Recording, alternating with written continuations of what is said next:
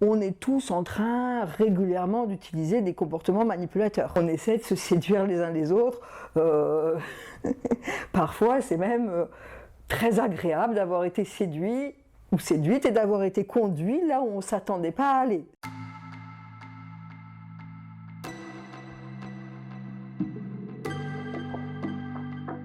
En psychologie comportementale, il y a 4 grands types de comportements. Les comportements agressifs, dans lesquels une personne prend l'emprise sur une autre, mais par de la violence, de l'intimidation, par la peur. Un comportement passif où une personne se soumet à l'autre. Des comportements affirmés dans lesquels il y a respect des deux entités.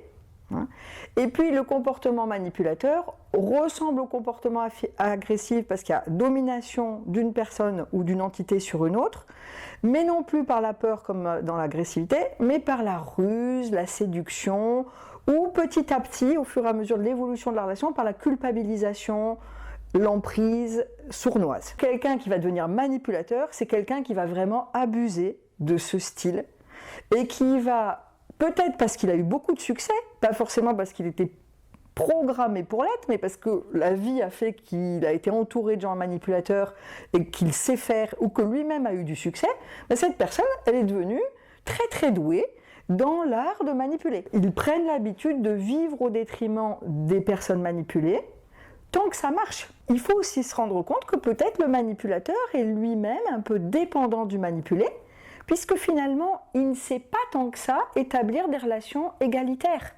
Donc tôt ou tard, le manipulateur risque lui aussi d'être mis dehors. Les comportements manipulateurs restent la dernière issue. Je ne sais pas trop bien m'affirmer, je veux plus paraître pour être agressive ou agressif, je veux plus paraître pour être un pigeon, il me reste à essayer de manipuler. Dans le concept de perversion, il y a un concept d'être totalement incapable d'empathie.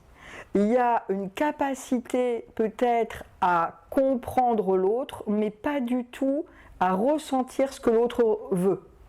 Donc quelqu'un qui aurait une pure personnalité, une pure structure perverse, va vraiment être quelqu'un qui manipulera presque parce qu'il peut presque pas faire autrement, parce qu'il n'a aucune possibilité de comprendre qui est l'autre et de ressentir ce qu'est l'autre. Le pervers, effectivement, ne peut pas faire grand chose d'autre que d'essayer de survivre par la consommation de l'autre. Voilà. Il n'est pas dans une relation authentique à l'autre. On peut prendre ce positionnement de manipulateur dans des tas de situations de la vie. Une personne qui, par exemple, aurait des valeurs d'extrême empathie peut croire que ça lui donne des droits sur les autres. Donc là, on n'est pas dans quelqu'un qui est pervers. Par exemple, quelqu'un qui voudrait faire une bonne affaire. Je suis quelqu'un qui adore faire des bonnes affaires parce qu'autour de moi, on aime faire des bonnes affaires. Je ne suis pas forcément pervers. J'aime faire les bonnes affaires. Et je vais peut-être manipuler parce que je repère dans mon environnement tous les gens qui sont tout contents de croire à ce que je leur propose. Je ne suis peut-être pas pervers. Le comportement affirmé, qui serait un comportement où on apprendrait un respect, c'est-à-dire qu'on essaierait de communiquer pour que la solution trouvée au problème qui se pose à nous tous les jours soit des solutions dans lesquelles ce qui compte pour le premier individu et ce qui compte pour le deuxième individu se trouve dans la solution. Ce sont les comportements souhaitables qui vont entraîner des relations équilibrées, et où même je dirais même presque une relation créative, où au fond, quand on est avec quelqu'un d'affirmé, cette personne va nous attirer sur peut-être ce qu'on n'aurait pas deviné tout seul.